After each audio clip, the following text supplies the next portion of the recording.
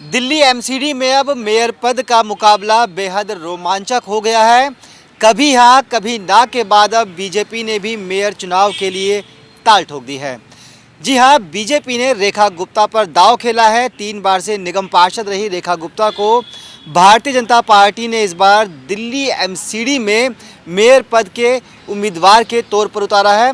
इसके साथ ही भाजपा की तरफ से कमलजीत सहरावत, जो कि साउथ एमसीडी की पूर्व महापौर रह चुकी हैं, उन्हें स्टैंडिंग कमेटी चेयरमैन के तौर पर अपना प्रत्याशी बनाया है। इससे पहले निगम में संख्या बल कम होने के चलते बीजेपी नेताओं की तरफ से बयान दिए जा रहे थे कि वो इस बार विपक्ष की भूमिका निभाएंगे। खुद दिल्ली बीजेपी के पूर्व अध्यक्ष आदेश गुप्ता ने कहा था कि दिल्ली के लोगों ने उन्हें मेयर पर जितनी सीटें नहीं दी है, ऐसे में वो विपक्ष के तौर पर बैठकर आप सरकार को दिल्ली के विकास के लिए क्या योजनाएं बननी चाहिए, कैसे दिल्ली का डेवलपमेंट हो, इस मुद्दे पर उनसे काम करवाएंगे। लेकिन अब बीजेपी ने यू टर्न लिया है। आम आदमी पार्टी की तरफ से जैसे ही शैली ओबराय के नाम की घोषणा की गई, उन्होंने नामांकन किया।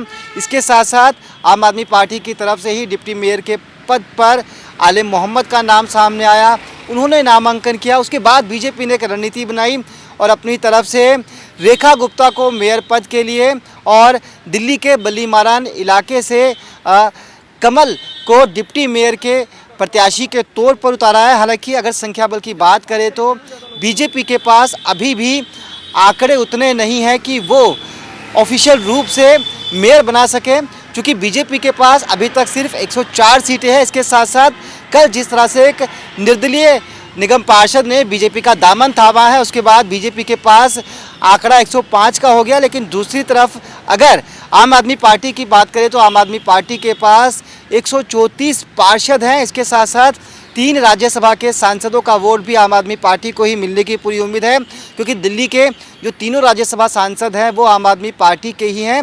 इसके अलावा बीजेपी के पास जो दिल्ली के 7 सांसद हैं उनका वोट शेयर चला जाएगा। इसके अलावा जो नामित सदस्य दिल्ली विधानसभा की तरफ से होंगे उनका वोट जाएगा। और देखना ये है कि क्या वाकई जिस तरह से बीजेपी ने इस चुनाव के अंदर मेयर पद पर ताल ठोकी है, क्या क्रॉस वोटिंग, जी हाँ बिल्कुल आपने ठीक सुना, बीजेपी पर क्रॉस वोटिंग के तहत मेयर बनाने की या फिर मेयर चुनाव लड़ने की आशंका पहले ही आम आदमी पार्टी ने जताई थी। क्या क्रॉस वोटिंग का कुछ कमाल इस बार मेयर के चुनावों में होगा?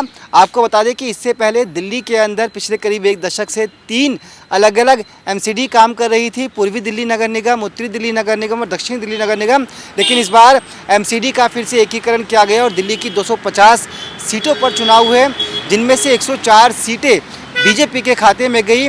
तो वहीं कांग्रेस को भी यहाँ पर 9 सीटें मिली और 3 सीटें निर्दलीय प्रत्याशी को मिली, जिसमें से एक निर्दलीय प्रत्याशी बीजेपी के पास चला गया और ऐसे में बीजेपी के पास 105 सीटें हो गई है। लेकिन उसके बावजूद संख्या बल के आधार पर आम आदमी पार्टी अभी भी मजबूत पोजीशन में है। हालांकि हॉर्स ट्रेडिंग का कहीं ना कहीं एक कह सकते हैं डाउट इस मेयर चुनाव में बना रहेगा और आम आदमी पार्टी शुरू से ही इस बात की आशंका जता रही थी। लेकिन बीजेपी का साफ तौर पर कहना है कि उन्होंने अगर अपना प्रत्याशी मेयर के चुनाव के लिए उतारा है तो कुछ सोच समझ के लिए ही उतारा होगा। आपको ये भी बता दें कि अगर मेयर चुनाव के अंदर किसी भी पार्टी का पार्षद किसी भी उम्मीदवार को अपना समर्थन करता है, मसलन आम आदमी पार्टी का जो पार्षद है वो चाहे तो अपना वोट मेयर पद पे खड़े हुए किसी भी उम्मीदवार को दे सकता है, ऐसे ही बीजेपी का जो पार्षद है या फिर कांग्रेस का जो पार्षद है वो भी अपना वोट किसी भी उम्मीदवार को दे सकता है। इसमें क्रॉस वोटिंग तो हो सकती है, लेकिन पार्षद की सदस्यता जानने का कोई खतरा नहीं होता। और शायद इसी को ध्यान में रखते हुए बीजेपी ने कोई रणनीति बनाई होगी और इसी रणनीति के आधार पर आज बिल्कुल आखिरी समय में बीजेपी ने रेखा गुप्ता को अपना प्रत्याशी बनाया है। और बीजेपी पूरी तरह से कॉन्फिडेंट है कि जिस तरह से उनके पास संख्या बल है 105 की, ऐसे में कहीं ना कहीं जो विपक्षी पार्टियां हैं यानी कि आम आदमी पार्टी, कांग्रेस या फिर जो बाकी 2 निर्दलीय पार्षद हैं वो उनके उम्मीदवार की छवि को ध्यान में रखते हुए और बीजेपी के द्वारा पिछले 15 सालों तक दिल्ली में किए गए विकासात्मक कार्यों को ध्यान में रखते हुए उन्हें अपना समर्थन दे सकते हैं। आपको बता दें कि दिल्ली में मेयर पद के लिए चुनाव 6 जनवरी को होगा और उससे पहले आज नामांकन का आखिरी दिन था और अभी तक सिर्फ आम आदमी पार्टी की तरफ से शैली ओबराय जो कि मेयर पद पर कैंडिडेट हैं डिप्टी मेयर पद के लिए, आलिम मोहम्मद इकबाल हैं, तो वहीं बीजेपी की तरफ से रेखा गुप्ता और कमल को डिप्टी मेयर पद के लिए कैंडिडेट बनाया गया है। देखना यही है कि 6 तारीख को वोटिंग से पहले जो दोनों पार्टियां हैं वो किस तरह की स्ट्रेटेजी बनाती है, क्योंकि 6 तारीख को जब चुनावी मुकाबला होगा तो ऐसे में बीजेपी पर सबकी नज़रें रहेंगी। देखना यही होगा कि वाकई बीजेपी इस चुनाव को जीत पाएगी।